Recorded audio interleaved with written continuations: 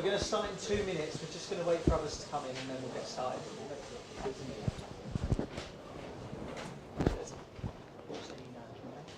Say it one more time, I didn't hear it.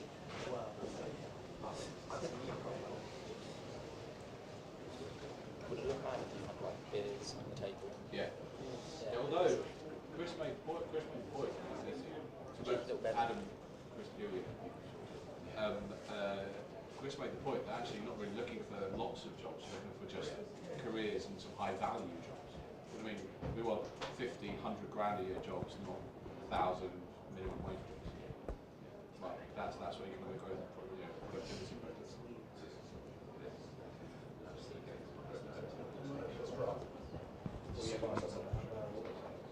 Including data centers, modern such as blue current,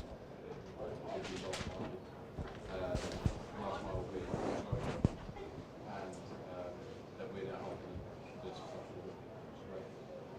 Right, we're going to get started. Should we get started? Fantastic. All recording? I'm just going to wait for the nice IT gentleman to tell us that it's streaming. He's told us it's streaming.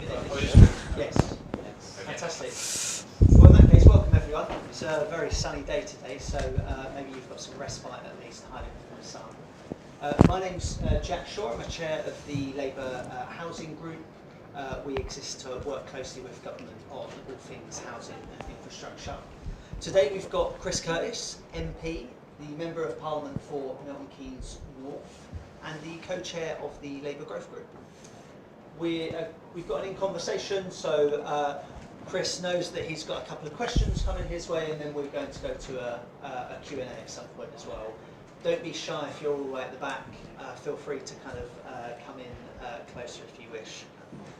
Would you like to introduce yourself anymore? Or are you happy? Yeah, no, that intro's perfect. Thank you. Fantastic. Can everyone hear us at the back? Your mic's definitely not on. My mic is definitely on. Right, let me do a mic check. There we go, that sounds more like it. Right, can you hear me now? Yes. Fantastic. Okay, well in that case, Chris, at the Labour Growth Group, you've made housing a key priority. Why is that? Tell us why it's important to you. Well, I can talk about why it was sort of pretty important to me personally, but also I think it's broadly important to the country. I mean, I think people in politics a lot talk about their personal stories. You hear the Education Secretary Bridget talk about the importance that her upbringing had on her education had on her success in life. You talk about Wes in the Health Secretary role talk about the importance of the NHS in his cancer diagnosis and why that drives him to fix it. For me, when I think about why what I owe so much of what I've been able to achieve to, it's basically the fact that 59 years ago nearly, a Labour government made the decision to build a new town up in Milton Keynes to help alleviate this country's housing crisis, and they built somewhere where sort of reasonably working class parents like mine could afford somewhere, decent home, the stability of home ownership, decent back garden, well-funded public services, building somewhere which had a good functioning economy because it was well planned alongside that housing.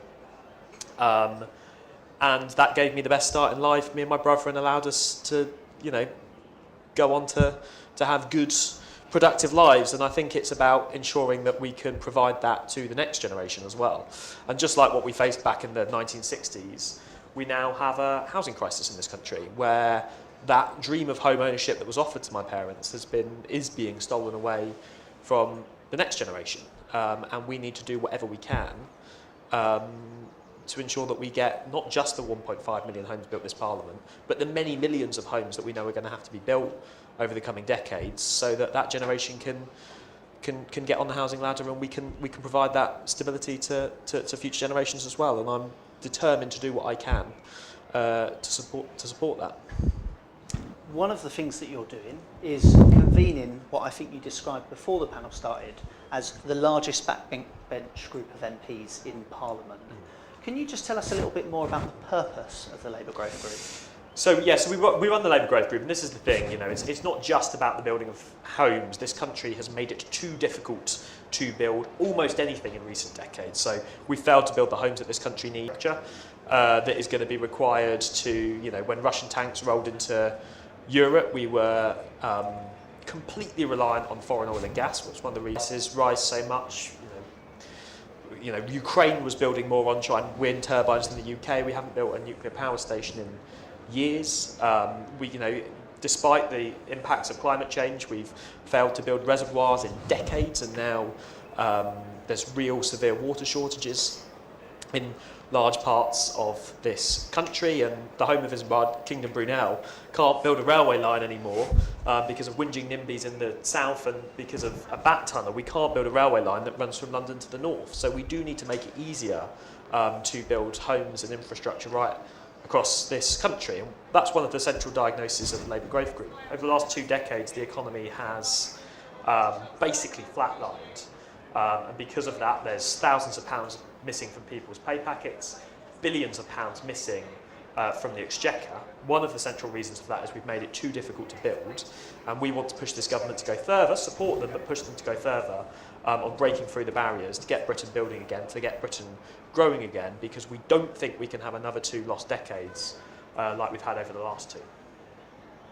And if we could just take that back to your constituency, Milton Keynes North is often cited as an area with a huge amount of growth potential. You're at UK Reef. There's lots of investors here. There's investors in this room. What's your pitch to UK Reef about why they should invest in Milton Keynes? Well, there's quite a few things. Look, Milton Keynes has been quite obviously quite economically successful in recent years. We talk a lot about the Oxford-Cambridge arc.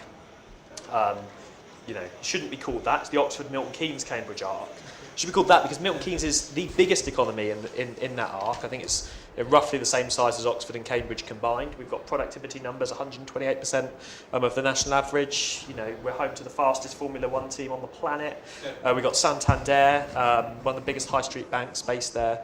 1 in 3 people work in tech jobs. So a really good functioning economy. We are growing. We're building more houses than almost anywhere else in the country, and we've been consistently doing that for many years. And also, you speak to housing developers struggling with viability and other pressures at the moment, never struggle to sell a property in Milton Keynes, not just because of the economic reasons I've mentioned, but because it's such a desirable place to live. 40% blue and green spaces, we've got 22 million trees, every child is growing up within walking distance of a park. So there are real reasons to invest in such a successful city, and that's before you think about what we've got coming down the track. From autumn this year, you're going to be able to get 2 trains an hour between Oxford and Milton Keynes, and eventually running out to Cambridge as well. We're about to have a massive global theme park built right on our doorstep with 8,000 permanent jobs based there.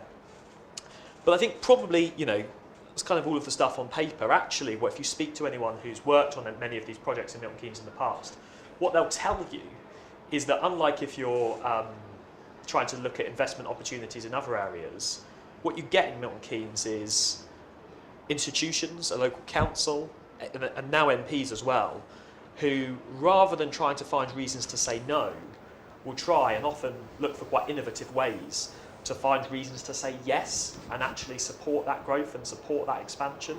We talk about sort of NIMBYs and YIMBYs. All of the polling shows that the public in Milton Keynes are more supportive of development than almost anywhere else. But we've now got a council and 3 MPs with a shared vision for the growth potential of Milton Keynes, whether that's the public transport network we want to build, the massive densification of the city centre, where we want to get 16,000 new build-to-rent properties in, whether that's getting a university into the city, whether that's building a new tech quarter so we can continue that growth of tech jobs in the city. There's a real opportunity to grow and invest, and I'm certainly willing to practice what I preach and make sure that that kind of pro-building attitude that I support nationally, I'm willing to support at a local level as well. But look, you don't need to take my word for it. There's a brilliant report out from the WPI today, looking forward to the New Towns Task Force, which says to the government that Milton Keynes would be the best place to build a new town. And actually it could be one of the places that gets going quickest and fastest because it's got all of these elements in place for people to invest in and to continue growing. So it's not just me that's saying that, we've now got people who have gone and looked at all of the data and are making exactly the same point. Let's pick up the point on new towns. Milton Keynes is arguably the most successful new town. Arguably. Come on, Arguably. What lessons are there for other new towns? And there are, of course, some unsuccessful or less successful new towns that we've developed in the past. Well, I think the point about, facetiousness aside on Milton Keynes being arguably the most successful new town, the reason it's probably the most successful new town is because it's sort of the most recent genuine new town. And what new towns have consistently done is learn the lessons from past new towns and think about how to get it right into the future. So it's great that we've got that title, and we do have that title, but we don't want to hold it forever. And as this government looks to do a new generation of new towns, whether that's substantial urban extensions and I think there'll probably be more new freestanding settlements than people think, it's important that we learn the lessons from what we did in Milton Keynes. Both got right and got wrong. Just like in Milton Keynes, for example, we learnt the lessons from Runcorn and previous new towns that came before it. I think landscaping is incredibly important, and that's something that we can learn from Milton Keynes. The importance of green spaces, not just kind of big linear parks, but little and often green spaces throughout the city for people to enjoy. Makes it a much more desirable place to live, if nothing else. One of the things that we got right as well is thinking about long-term management of those spaces. So it's all right to build nice space, focus on the houses, but most of a city is always the spaces between the houses. You always have to think about how that's going to be managed into the future. So in Milton Keynes, there was an endowment that went to an organisation called the Parks Trust, and that maintains that space and ensures that it is kept to a high quality into the future in a way that it isn't in lots of other places. I think as well, if you look at the Centre for Cities report, the two places that were building most homes last year, Milton Keynes, being one of them, were new towns. And that's because they were built to grow. So sure, you can have your design on a bit of paper for how you're going to build a new town, but actually you've got to think, well, what's next after that? You've got to have ambitions to grow it continually outside that original plan. Milton Keynes was built to be 250,000 eventually. It's already overtaken that. So how can you build it so that it can continue to grow into the future? And I think probably the most important is that you shouldn't just be building a dormitory town. You should be thinking, Milton Keynes has more people that commute into it every day than commute out of it, right? It's not a commuter town. So how can you build a functioning economy within that new town is also incredibly important. Now, there are a lot of failures as well, and we do have to acknowledge that, many of which I'm determined to try and correct now. One of which is car dependency. You need to ensure that you build functioning public transport systems alongside a new town, particularly given the sort of sustainability and climate challenges around these places. And I think secondly, the big thing that we should learn from it is about density as well. Milton Keynes was just not built dense enough, and there's a lot of problems that come with that. And you can have a sort of variety of densities across the city, but particularly in the city centre, or near your railway stations, you do need to have a lot more, or public transport stations, you do need to have a lot more densification than we built in Milton Keynes, and I hope future new towns do take that on board. Fantastic. I'm sure it's no reflection on you, Chris, but there is someone in the audience I see with their eyes closed. I think someone's having a nap. I'm sure that's not your answer, though. Let's turn to the government. The government's committed to building 1.5 million homes. Yeah. The Office for Budget Responsibility says that they'll build 1.3, so they're short on that target, but they're making progress. What more do you think the government needs to do to reach that target that is set out? So I think let's start by acknowledging progress, and then we'll talk about what else we need to do. So what we inherited was a housing market that was doing pretty dreadfully, considering the demand for new homes in this country. Projected to build about 1.1 million homes, and just because of the changes we made to the NPPF alone, we've managed to take that from 1.1 million up to a projected 1.3 million. And actually, we should be really thankful. I say this as a Labour MP. I mean, we don't talk about enough. Is we should be really thankful to people in the housing industry for all of the positive noises that was made and the level of optimism about those changes. And I say this because, because the housing industry was so optimistic about those changes, particularly around the Greenbelt, the OBR not only has put up the estimate of the number of homes we're going to build, but that means that they are now much more optimistic about economic growth in this country over the next 5 years.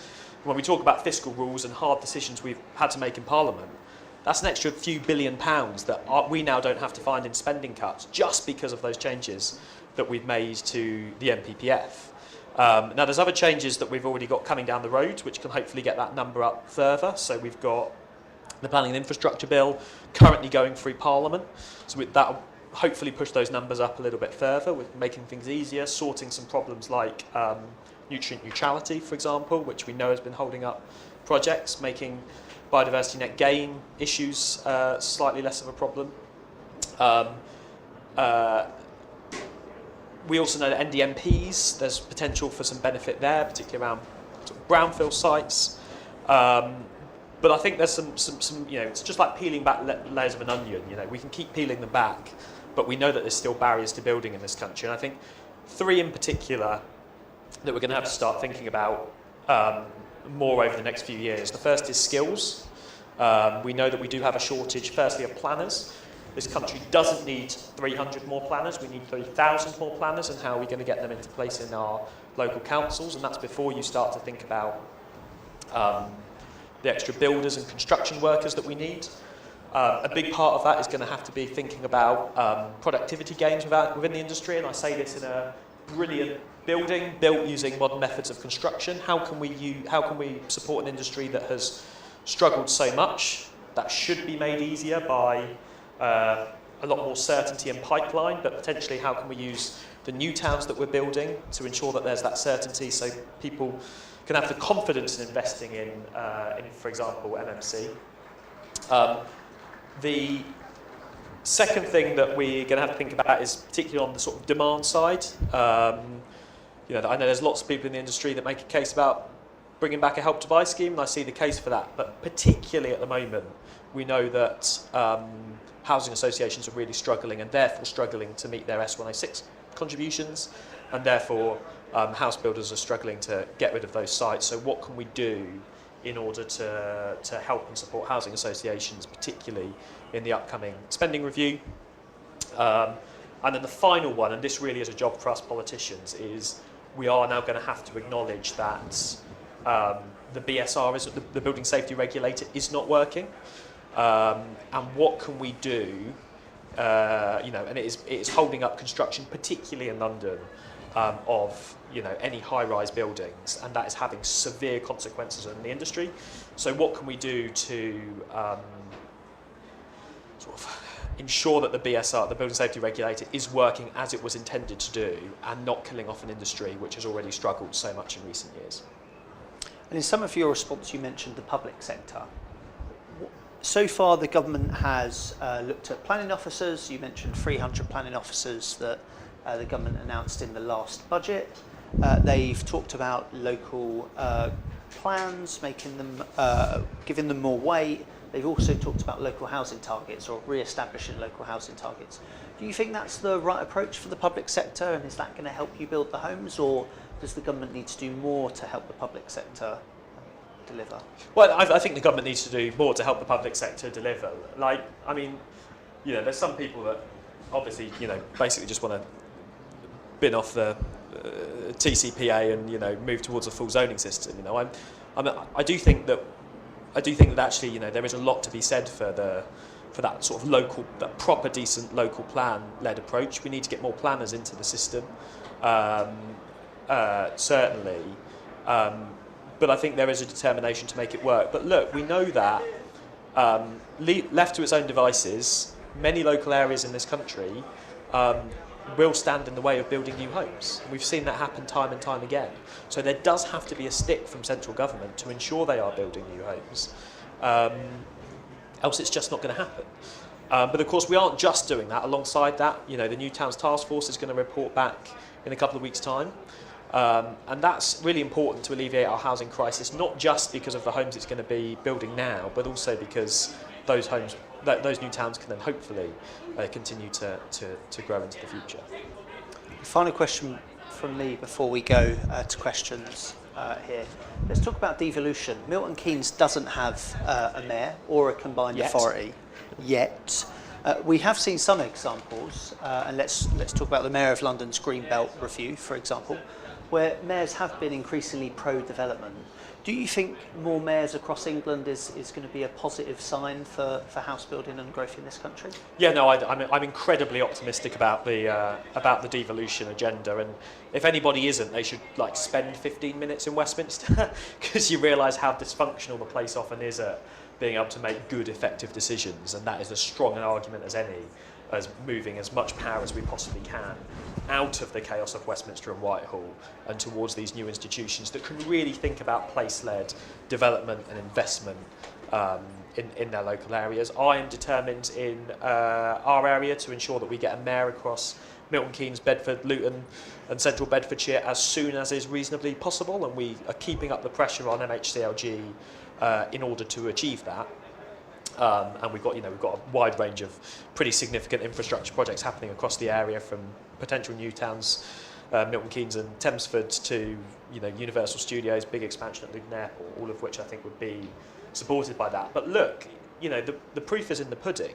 We've seen mayors that I agree with, Steve Rotherham, Andy Byrne, and really looking for how they can support development and crowd investment into their local areas. But also, you've seen former Tories in the West Midlands who will literally walk around and point at places where they want to build and look at how they can get the investment in. And it's on a scale where, because it's over such a large area, they don't necessarily have to get worried about the kind of small number of NIMBYs here and there that you would do on the district council level. So yes, I'm a big supporter of bringing in devolution, and we need to roll it out into as much of the country as we can as soon as possible, starting in Bedfordshire and Milton Keynes.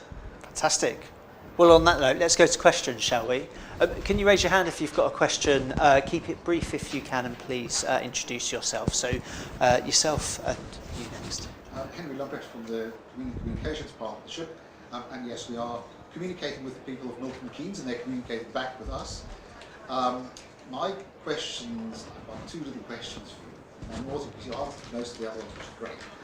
First one is, I think it's a given that Milton Keynes is going to be probably at the top of the list of the New Towns Commission when it reports. How big should Milton Keynes be? Because we've heard all sorts of numbers being batted about up to 750,000. So how big do you think it should be? And then the second bit is the mass rapid transport system, which is a huge piece of infrastructure that needs to go into this city to make it functioning. Is there going to be government money, or are you going to have to just build more homes to get the 106 to pay for it? Fantastic. Thank you. Yourself. So Sean Weston from British Offside. You mentioned there, Chris, a Help to Buy scheme. I appreciate that might not necessarily be on the cards, but in your personal opinion, not necessarily representative by, is there a particular flavour of market stimulus that you think might be acceptable to bring in? Fantastic. So we've got, how big should Milton Keynes be? You're going to have to give us a number, aren't you? Yeah. We're not going to let you off the hook. We've got, how are you going to fund transport infrastructure, and demand side reform, or Help to Buy in particular? How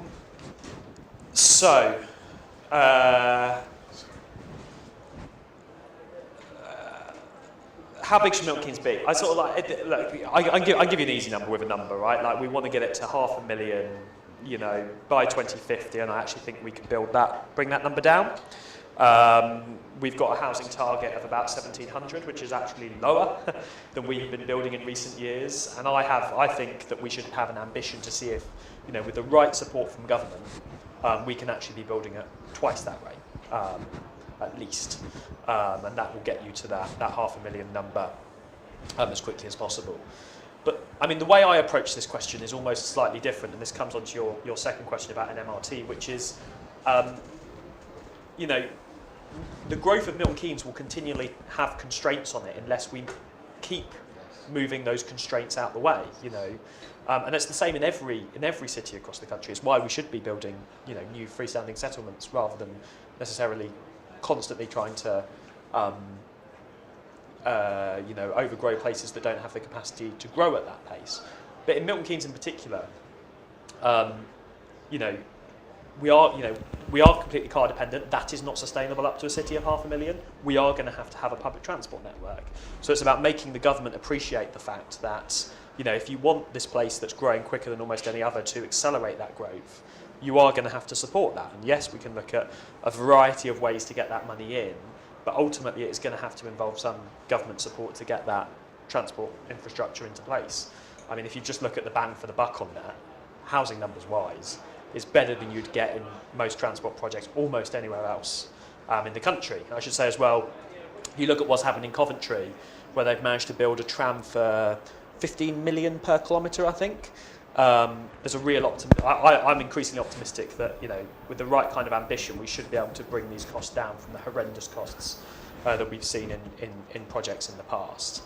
But also, look, you know, if we continue at our current pace, we're about to be one of the largest cities in the country without a university, and that creates really difficult problems for the city. So making sure we get a university in. Because of the growth we've had in the city in recent years, we've now got 20 to 25% fewer hospital beds than the average place in the country. So the government's already committed to getting us to starting construction on a new women's and children's hospital in the coming years, which will be complete by the end of hopefully by the end of this decade. So it's basically it's about making sure that you know, I see my job as you know, in somewhere like Milton Keynes, you can't stop house building any more than you can stop the tides. And I've seen, you know, people who have done my job before, you know, go around talking constantly about how they want to stop house building, and they've constantly failed. You just can't do it. That's not my job. My job is to accept that that's going to happen, and to make sure that I remove those barriers that mean that we've got that infrastructure in place. And particularly at the moment, that means trying to work with the New Towns Task Force to try and get the city designated, as you alluded to, so that we can make sure that we're building the infrastructure alongside the building of the new city. Sean, on your question, like, I think the starting point we're going to have to come to is there's no shortage of demand for housing in this country, right? Like, that's part of the problem, if we're honest. The issue we have, as you know, as you will be aware of, is particularly given the instability that we've had in recent years, the assumptions that you make about a project when you sign off on year X are not the same assumptions as when the project actually gets built and goes through a planning system in year Y. Now, shortening the distance between X and Y can help solve many of those problems. But in answer to your question about what kind of scheme would work, I think, look, the industry is going to have to think about how it contributes to it as well as just the government. But also, I think it's, you know, a system I can see working a bit better would be something that works more like an escalator up and down, right? So in those years where there are real challenges with inflation, you know, demand problems, sure, you can have that stimulus in the system. But then those years when things are working in reverse, that stimulus gets sucked out of the system again, so it's net neutral over a period of time, if that makes sense. So it's more about balancing the market over a longer period, rather than just being a constant stimulus that's only putting up house prices, is a system that I can see being far more easier to sell in the current difficult fiscal climate. And you know, that's a real boost for things like MMC as well, because actually what that is then doing is it's adding certainty and stability to a housing industry which has really not had that, and therefore not been able to invest in the productivity gains, which means that we're not building homes that are prohibitively expensive in the first place. Fantastic. Any other questions? Yourself, and then... Yeah, hi, Lawrence Goodchild, I'm Planning Policy Officer at Rugby Borough Council. One of the big issues that we've faced you know, the last 5-10 years or so, looking over what we've developed, is that the amount of affordable housing that's been delivered is often quite way below what we're aiming for, what we've I think that that's quite a common issue that you hear, you know, councils setting policy targets for 20-30% affordable housing, and it's still a lot below that. And my understanding is that when viability concerns come up, affordable housing can often, you know, be the thing to fall by the wayside. So, I suppose just a very general question: what's Labour Group's view towards that, and you know, how can we ensure that you know, amongst these 1.5 million homes, that we have a good proportion of those that are affordable? Thank you very much. Now the planning infrastructure bill is going through committee stage, what are some of the changes that you think that come out of it? And the second one, attendant to that, is also of the three options for what to change the planning system to, which one would you pick, and why do you want to get rid of planning committees? Yeah, so at this point I declare an interest that I sit on a planning committee, don't I? So Chris, we've got affordable housing and viability, and the degree to which affordable housing should be negotiated, and Labour Growth Group's position on that. We've got planning infrastructure bill, and in particular the role of planning committees. Yeah, I mean, I don't really have an answer to your question on. Yeah, I mean, the point generally I think you're trying to make is that, you know, is that affordable housing is always the bit that's in the balance at the end, right? So, and I think the problem generally actually is that the state keeps adding on more and more things that they want to achieve. And now you want to do this as well, and now you need to do this as well, and now you need to do this as well. Right. And we sort of constantly pretend that, you know, that's just going to magically appear out of, you know, viability or land value or developers' profits, and of course it isn't, right? Like, all that eventually is going to do is ruin the viability and take a higher and higher percentage out of the affordable housing requirements. So, like, in reality, what we need to be much better at in the planning system, I don't know how you do this structurally, is having a much better way of prioritising that doesn't just go, here's a list of things and what's left over can go onto affordable housing, but actually thinking of affordable housing as a thing that goes into that longer priority list. I mean, look, a big part of that is, it genuinely is just a planning system that works better, more planners in our local councils, you know, deregulating some of those areas, which we know, you know, through the changes that we're doing, which we know are basically just taking away that affordable percentage. So hopefully things will get easier. I don't have an answer to you on anything you can do to kind of stop it being the balancer in particular. No. Well, that's ultimately. Yeah, but hopefully things will be improving regardless. And look, I think we should be incredibly optimistic on the affordable housing numbers. We should be incredibly optimistic about what we can achieve through that release of Greenbelt land, particularly given that it's coming at a time when, I'm going to pretend things are good right now, but when things are starting to get better, interest rates coming down and everything else, you know, the ability for us to dramatically increase around the outskirts of London, in particular, the amount of affordable housing that we can deliver, I think we should be really optimistic about the impact that that's going to have. I forgot what the second question was. The second question was on the If everyone was like Jack, on a planning committee, everything would be fine. So I spent 4 years on a planning committee. I've never rejected anything. So there's my kind of YIMBY credentials. So the question was on the planning infrastructure bill, and in particular, it's going through the House at the moment. What are the kind of changes that you might envisage? And the second point was on the role of planning committees. And I'll have chair's privilege and share some of my views on that after as well. Look, everybody knows that we cannot get Britain building again at the effective rates that it needs to unless there is more certainty. And we are just going to have to reduce the amount of uncertainty within the housing industry in order to get the investment that is going to be required to stop at its peak, nearly 2,000 families in my constituency living in temporary accommodation. Right? There's no way we're going to solve the national crisis that is that, and, you know, young people living in substandard accommodation. We can't solve it unless we can increase investment, unless we can increase certainty. And particularly for those small sites where, you know, you can't sort of, it's not at the scale where you can keep going through appeals and everything else, particularly on those small sites, under 100, under 200.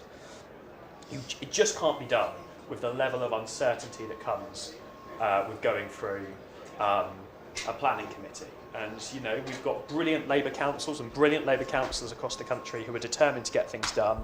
But look, we've also got, Lib Dem district councillors, Green district councillors in many cases, elected on a population of 4,000. And guess what? They don't want houses built in their local area. And then they hold things up, they delay things on planning committee, not because that's the right thing to build, but because they're appealing to a very small number of people who oppose it. That adds a level of uncertainty into the system, which just blocks the entire thing. So yes, I believe that those smaller decisions should be taken out of the hands of planning committees and given to the experts. And also, actually, what's most offensive is often it's on sites which they know they wouldn't win a legal challenge. So not only are they doing this, they are wasting the money of their local council, which they know they can't afford to do given the challenges that their councils are facing. So we should take those smaller decisions out of the hands of planning committees, and they should be focusing on the bigger decisions, the bigger, more controversial decisions, which was what they were democratically elected to do. And it's good to see the Planning and Infrastructure Bill supporting that. What's your views? Yeah, for what it's worth, I often think that poor council policies in general play out in planning committees. So it's not always the kind of the planning committee is the site of the contestation, but it's actually that's where you realise that you have weak policies. I've sat on too many committees where colleagues would say, are we creating local jobs? And applicants would respond and say, yes, this is how many we're looking to create. And my colleagues would say that's not enough, and the applicants would gently point out that it's in the council's skills plan. And so often it's poor policy that I think is the barrier. Chris, I want to ask you a question. You as a pollster in a former life, what do you think of the public opinion about housing? Is it changing? Are the YIMBYs winning the fight, as it were? I mean, look, voters have always been NIMBY, I suppose is the correct answer, maybe in my backyard. Things are always controversial, but,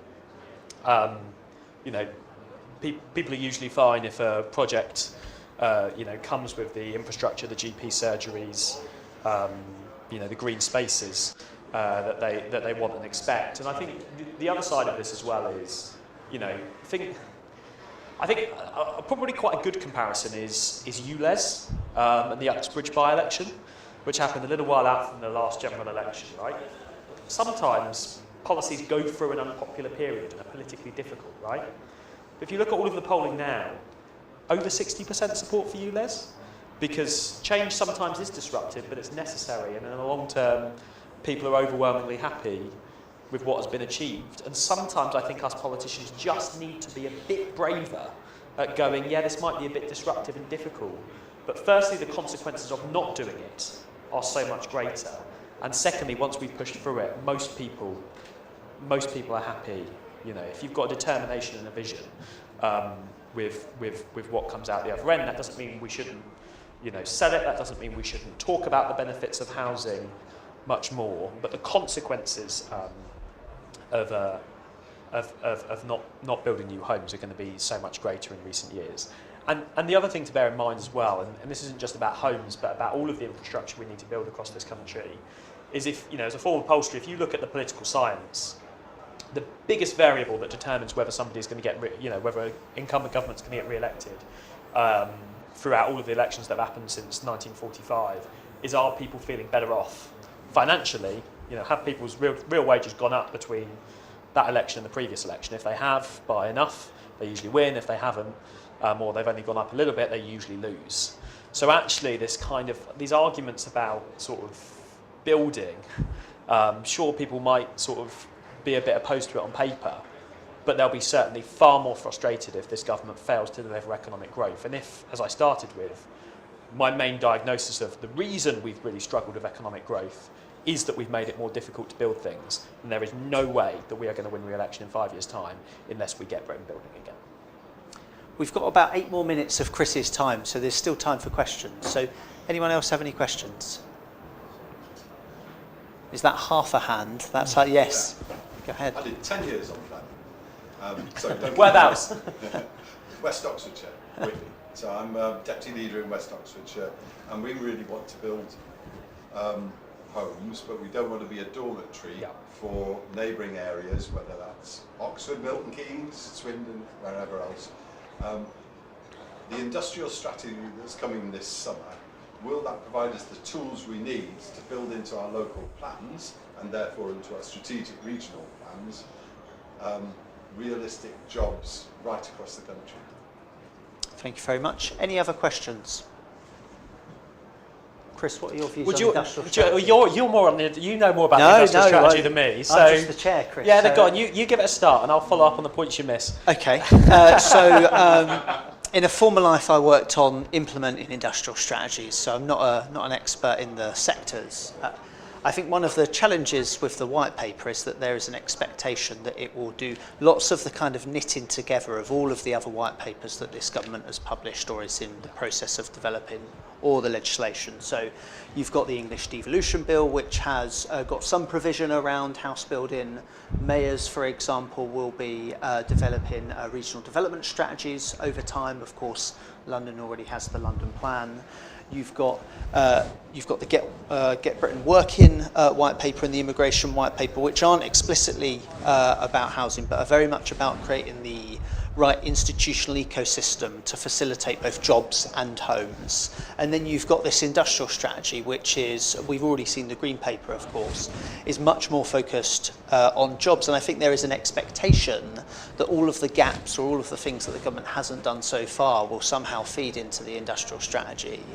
My anticipation is that it's going to be more narrow than that. I don't think there will be a huge amount about housing, but I think this is a real legitimate conversation that economists on the Newtown Task Force are having, which is we have a set of kind of policies and initiatives and institutions over here that think about housing, and a similar set of initiatives and policies and institutions over here that think about jobs. So our development corporations focus on house building, our investment zones and our free ports focus on jobs, and we haven't quite captured or kind of articulated how those two work together, and I think that's an ongoing challenge. I don't think it'll be resolved in the white paper. Chris? Yeah, yes. Yeah, I think if you have a belief that is a question that's going to be asked that's going to be answered in the industrial strategy alone, I can't give you a level of optimism that it will, I'm afraid. But I think just to build on Jack's point, this is another reason why we should be so optimistic about the devolution agenda, and why we need to ensure that it's actually not just ensure that it is rolled out right across the country, but obviously as we move away from devolution really just happening in our big urban areas, actually thinking about that as a question. You're going to have devolution in the south of England that runs across, sometimes small cities, or medium-sized cities and towns and rural areas. But, those areas are going to have to think about how that local, it's great because then we've got institutions that think about, the jobs and the economy and the investment alongside the housing, but actually thinking about how that's all joined up, and you don't end up with these dormitory towns is a really interesting question. It's one that I think we need to put into the hands of democratically elected mayors to decide.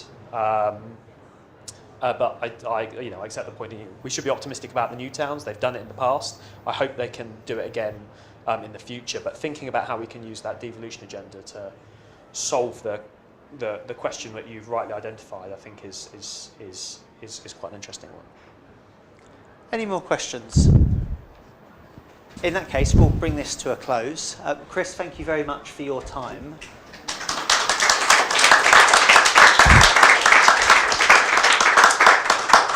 Chris has committed 3 more minutes of his time to us, so there is alcoholic and non-alcoholic beverages downstairs. I'm sure he will stay for at least 3 minutes. So if there's anything else you'd like to discuss, catch him downstairs. Thank you.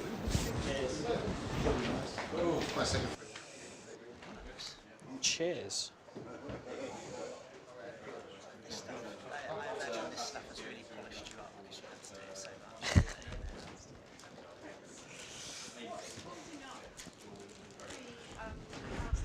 Thanks very much. Which one? It's not, now it's going. Is it? Yeah. They're reasonably optimistic about the speed of it. We will